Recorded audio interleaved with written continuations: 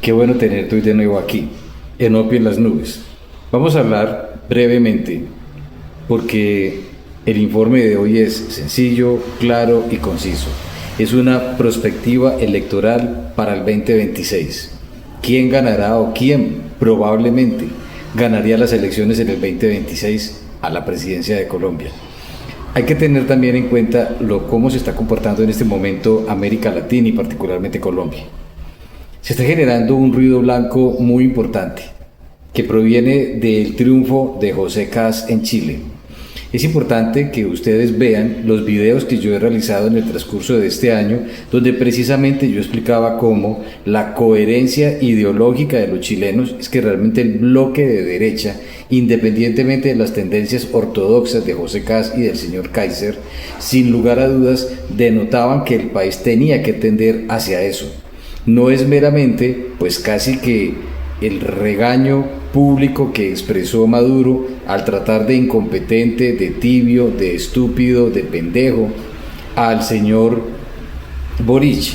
Realmente es un fracaso radical, pero esto hay que diferenciarlo de cómo son los colombianos. En Colombia no existe la derecha. Dicen ser de derecha, pero realmente dentro del dogma o contexto del liberalismo económico, y si queremos entrar pues ya en modelos mucho más avanzados en términos ideológicos, de teoría política y de sociología política, solamente una persona ha tenido esta tendencia y fue Laureano Gómez. Su hijo Álvaro Gómez Hurtado tiene una fuerte tendencia hacia el neoliberalismo, lo que también están criticando hoy en día como los Chicago Boys.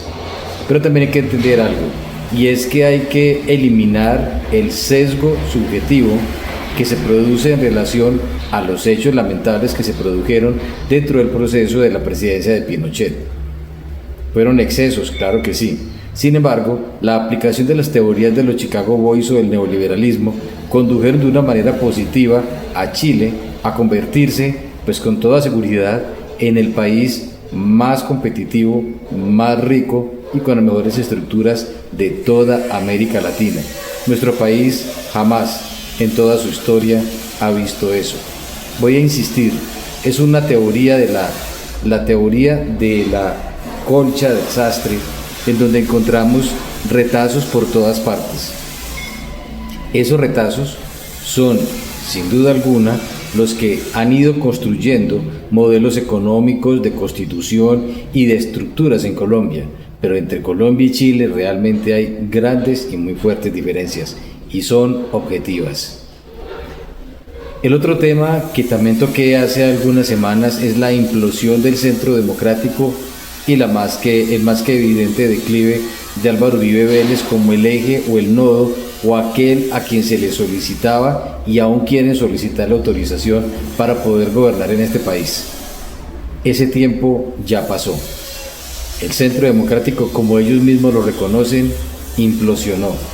La decisión que tomaron ayer de escoger a la señora Paloma Valencia, sin lugar a dudas, una mujer decente que ha hecho parte del Congreso y que ha hecho parte de ese partido. Proviene de las familias de Abolengo, el departamento del Cauca, nieta de un expresidente de origen conservador. Ese ha sido otro de los presidentes que tuvo Colombia sin formación universitaria. Guillermo León Valencia, Julio César Turbay Ayala no tuvieron formación universitaria, pero eso no es óbice para gobernar un país. De todas maneras, el Centro Democrático ha escogido una persona que estaba por debajo de la señora Cabal, quien punteaba en las encuestas, y ya juntando a las dos no llegaban ni siquiera a un 3% de la aceptación total, juntando a ambas. El Centro Democrático tendrá que hacer una reflexión profunda, más ahora cuando se presenta una noticia en donde quizás el señor Miguel Uribe Londoño se lance a la presidencia por otro partido. Ayer se presentaron, ayer 15, hoy 16, alrededor, mira el número 16 con 16, de eso, 16 candidatos por firmas y todos siguen aspirando oficialmente a la presidencia de Colombia. Esto lo que hace es exactamente lo mismo que yo planteé hace pues algunas semanas en estos videos, que es la atomización. Son como una cantidad de abejas, de avispas. Es imposible coger todas las avispas con una sola mano. No hay coherencia ideológica. Me refiero a lo que comparaba hace unos minutos con Chile. Mientras que allá sí tienen claro qué es el neoliberalismo, qué es la derecha, qué es la escuela de los Chicago Boys, o en fin, todo lo que tenga que ver con la teoría económica y política relacionada con el liberalismo económico. Acá no. Los programas de gobierno carecen de todo concepto relacionado con estructuras ideológicas que conduzcan a entender hacia dónde va Colombia. No es meramente un programa de gobierno. Un programa de gobierno se articula sobre la base de un concepto ideológico, pero tampoco son programas con ideas conceptuales. Realmente es ideología, que es lo que tiene el bloque consolidado de izquierda dentro de un partido único nacional neomarxista como lo tenemos hoy en día en nuestro país. Así pues, las técnicas estadísticas y matemáticas que yo utilicé en la construcción del escenario presidencial 2026 están basadas en la construcción de bloques ideológicos cerrados, lo que se llama una clusterización conceptual. Y el cálculo fue reclasificado en 3 clústeres estables: una izquierda unificada, una oposición en donde se deben de unificar en torno a una sola persona, el más probable es Abelardo de las Priella, y un centro de tipo independiente en donde pues el más probable es Sergio Fajardo. La clusterización conceptual supervisada no es algorítmica, la estoy basando en una historia electoral y en las afinidades ideológicas. Esto reduce el ruido y evita la sobrefragmentación artificial de las candidaturas. Así pues que yo estoy estimando el tamaño estructural de cada bloque. He analizado los resultados del año 2018 y 2022. He mirado las encuestas de afinidad, sobre todo las de identidad política, no intención puntual. Es importante este punto, porque una cosa es la afinidad o la identidad, lo que pasa con el Partido Neomarxista Único Nacional, y lo que también ocurre y está empezando a desgranarse con el Centro Democrático. El Partido Conservador ya prácticamente no existe y está siendo cooptado por el Partido Liberal a través de una persona que fue formada dentro de ese partido. Así pues, que esta técnica nos permite una estimación por proporciones estructurales. No hay una extrapolación directa tomada de encuestas. Así que estoy asumiendo que la agregación determinística con intervalos, pero no basada en encuestas sino mirando todos esos conceptos, nos conduce a un modelo determinístico de suma de bloques, ajustado con intervalos de incertidumbres a un más menos 3 al 4%. No uso probabilidad aquí, sino rangos plausibles basados en cohesión del bloque. Esto fue para la primera vuelta. En el modelo de segunda vuelta hago una matriz de transferencia de votos, donde el voto del centro se va a redistribuir entre izquierda y derecha. Por lo tanto, hay una matriz de transición probabilística simplificada. Estas probabilidades se ajustan con un origen-destino, donde pues Cepeda aparece con un 0.55 a 0.65 y de las Priella, para la segunda vuelta, aparece con un 0.35 a un 0.45. Las probabilidades las ajusté con un historial colombiano de, como le dicen hoy en día, de balotajes. O sea, no me he limitado únicamente a encuestas básicas ni a los últimos años.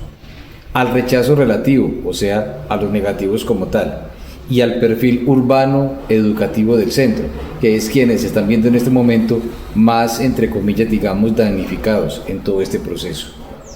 La corrección por rechazo, que la vamos a llamar penalización negativa, cada candidato recibe una penalización por radicalidad percibida, caso evidente de Iván Cepeda y también evidente de Abelardo de las Priella, y un riesgo institucional percibido, o sea, cómo se sienten en este momento los colombianos.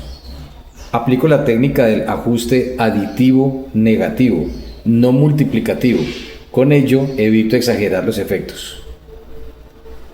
Y hago una agregación final y normalización, donde sumo los votos base del bloque propio, las transferencias del centro y los indecisos residuales. Luego, esto se normaliza para que el total sea del 100%, donde la expresión del resultado en probabilidades no certezas nos da probabilidad de victoria, intervalos de resultado y los escenarios dominantes. En este caso, el escenario presidencial se construyó combinando bloques ideológicos estables, sumas determinísticas en primera vuelta y matrices de transferencia probabilística en segunda vuelta, corregidas por rechazo y expresadas siempre en rangos.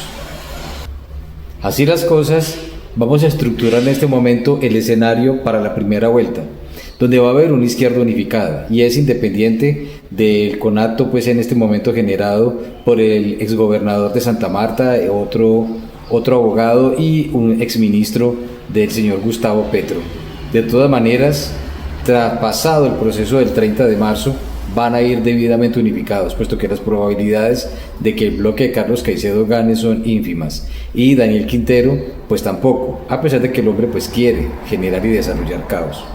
La derecha o la oposición debería de ir aglutinando a los conservadores. Como repito, ya es un partido que cada vez existe menos, lamentable, un partido muy antiguo y tradicional. El uribismo, definitivamente, todo lo que son los cristianos y los católicos, y el voto antineomarxista o antiprogresista. En el centro, Fajardo definitivamente va a recoger un voto independiente, urbano, educado.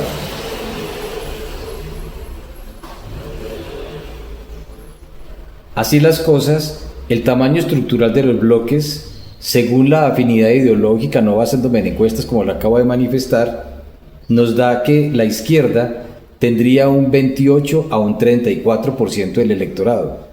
La derecha o la oposición un 24 a un 30% del electorado. Pero atención, el centro en esta primera vuelta, aun cuando no hay un líder definido que quieran seguir, no hay nadie con quien se sientan afines todas estas personas, sin embargo, coparía un 40-45%, lo que explica claramente por qué Álvaro Uribe Vélez ha querido cooptar a Sergio Fajardo.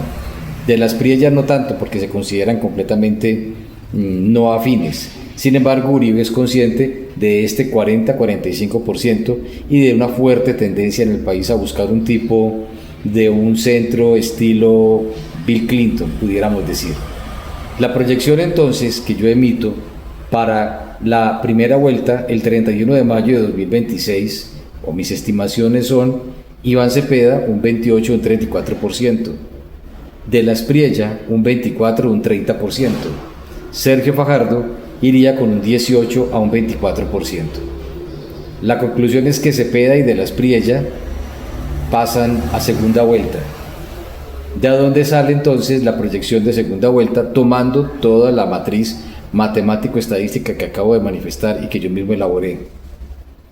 La transferencia del centro le daría a Cepeda un 55 a 65%. Esa misma transferencia del centro le daría a de la Espriella un 35-45%. Hay que recordar que las personas de centro usualmente no van a votar por los perfiles, digamos, neoliberales, de derecha o en este caso de oposición colombiana, generando un resultado probable. A hoy 16 de diciembre, que va a comenzar la novena de la Navidad, Cepeda iría con un 52 o un 56% y de la Espriella estaría entre un 44 a un 48%. La izquierda ganaría por cohesión, voto urbano y un menor rechazo relativo. Entonces, el candidato para ganar la presidencia en el 2026 más probable, con una estimación del 60-65%, sería el señor Cepeda, o quien represente el bloque de la izquierda o el neomarxismo colombiano en ese momento, seguido por de la Espriella en un 30-38%. Así las cosas, esto es una estimación de orden probabilístico. puede cambiar, evidentemente, en la misma medida en la que se reagrupe el centro en torno a un hombre más competitivo. Sergio Fajardo puede ser un hombre decente, puede ser un hombre con hechos en Antioquia, pero no es competitivo, y dignidad y compromiso sí que menos. Si partidos como el Conservador, con más de 100 años de existencia, no tienen hoy en día la capacidad, ni siquiera, y lo vemos también en las últimas elecciones, o sea, 4, 6, 8 años atrás, de llevar candidatos al Congreso, no es únicamente por el fenómeno neomarxista, sino también porque vieron una decadencia impresionante.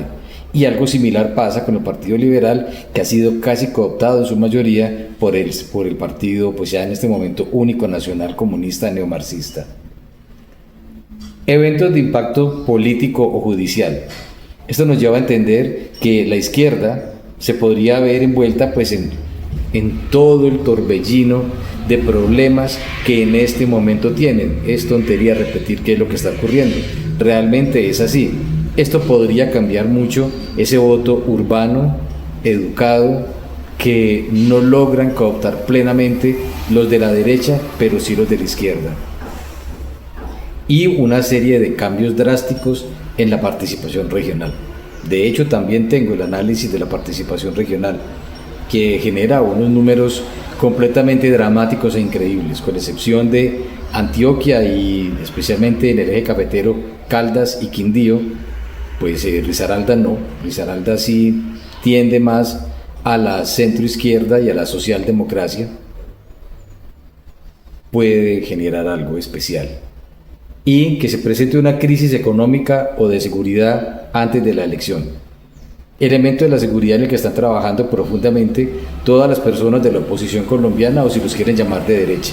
Evidentemente es el gran talón de Aquiles de Petro, es el gran talón de Aquiles de Iván Cepeda, y pues no es sino ver el ruido blanco que se generó al interior del gobierno de Petro con el triunfo de José Cast, las amenazas antiéticas y vulgares generadas por un presidente de la República ante una elección libre y abierta como se generó allá, simplemente porque quedó otro ruido blanco que también se puede generar en Colombia y nos puede conducir a situaciones de caos.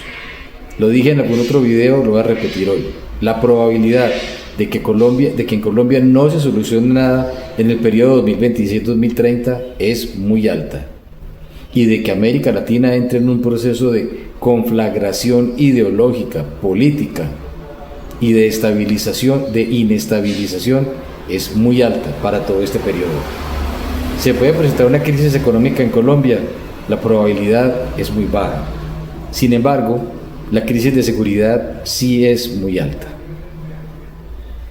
El modelo muestra entonces por el momento, una izquierda con ventaja, una derecha muy competitiva y con capacidad, pero quien va a decidir esto es el centro, aún existiendo el escenario técnicamente diseñado que estoy presentando hoy.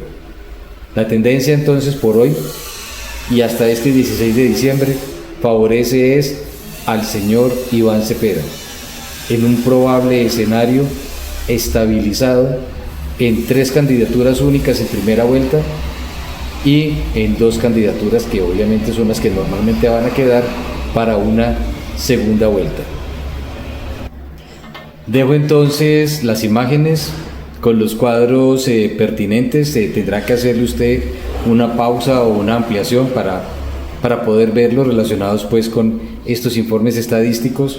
Y del otro lado, pues en lo posible y en la capacidad que dé el video, seguramente pudiéramos ver lo que daría por regiones. Realmente el análisis que yo hago por regiones es menos que dramático. En Bogotá, Distrito Capital, nos encontraríamos con un Cepeda llegando a un 34%, un de la Espriella en un 17,33%, un Fajardo con un 8,38%, y el Centro Democrático o Álvaro Uribe Vélez con un 4,18%. Otros, que son ese centro que no se va a decidir, un 36,09%. Probabilidad de liderazgo de Cepeda en Bogotá, un 0,39%. Antioquia, aun cuando suene increíble, pero sí es bajo, nos encontramos con un 27,78% de Cepeda, un 19,88% de las Priella, Fajardo 8,48%, Álvaro Uribe Vélez con un 4,25%, pero otros se reflejan dentro de un 39,62%. La probabilidad de liderazgo de Cepeda en Antioquia es de un 0,06%, muy bajo. En Cali, con un peso electoral del 11,46%, nos encontramos con Cepeda con un 36,75%, de las Priella con un 16,29%, Fajardo 8,46%, Álvaro Uribe Vélez con un 4,23%, otros 34,27% y una probabilidad de liderazgo de Cepeda de 0,64%, muy alto realmente. Y si vemos departamentos como el Tolima, el asunto se nos va a repetir. Cepeda va con un 30,73%, de las Priella con un 18,53%, Fajardo se estanca definitivamente en toda la nación con un 8,50%, Álvaro Uribe Vélez también se estanca con un 4%, pero otros vuelve y repite un 37,94%, que es quizás una de las conclusiones más importantes de este videolog que yo les presento hoy a ustedes. Departamentos como Caldas, Cepeda aparece con un 32,74%, de las Priella con un 17,75%, Fajardo repite un 8%, Álvaro Uribe Vélez se estanca también definitivamente en un 4,13% y otros 36,82%, para un 0,36% de probabilidad de liderazgo de Cepeda. Ciudades como Pereira, que tiene un peso electoral muy bajo en el país, llega Risaralda y Pereira, que ya tienen un peso electoral muy bajo. Va con el peso electoral de Risaralda y Pereira en Colombia es del 1,95%. Cepeda aparece en Risaralda con un 32,81%, de las Priella con un 17,79%, Fajardo con un 8,51%, Álvaro Uribe Vélez con un 4,21% y otros, que es lo que yo denomino ese centro decisivo, un 36,67%, para un peso en Pereira y Risaralda de Cepeda de 0,36%. En Chocó el triunfo de Cepeda es absoluto. En Arauca el triunfo de Cepeda también es absoluto. En Guaviare el triunfo de Cepeda es absoluto. Vaupés, San Andrés y Providencia relativo. Amazonas también triunfa muy holgadamente. Repito, esto es un análisis estadístico matemático apenas hoy a 16 de diciembre. ¿Cuál es entonces mi motivación? A que realmente la oposición colombiana y el centro tomen decisiones coherentes, dejen atrás todo lo que los divide y entiendan que Colombia, si se toma una decisión coherente, lamentablemente pues en este momento no hay nadie que esté liderando dentro de la oposición, nadie. Repito, la crisis del Centro Democrático y de Álvaro Uribe Vélez como tal así lo están denotando. Conclusión, en este momento el escenario es complejo, complicado y deberán corregir la marcha. Sin embargo, miren todo lo que acabo de plantear. Te deseo una feliz Navidad. Para los católicos que hagan su novena, la disfruten mucho y con muchísima fe. Suscríbete, comparte, comenta, déjame tus me gusta, que aquí estoy, como siempre, en Opio en las Nubes. Juan Carlos Giraldo Gutiérrez.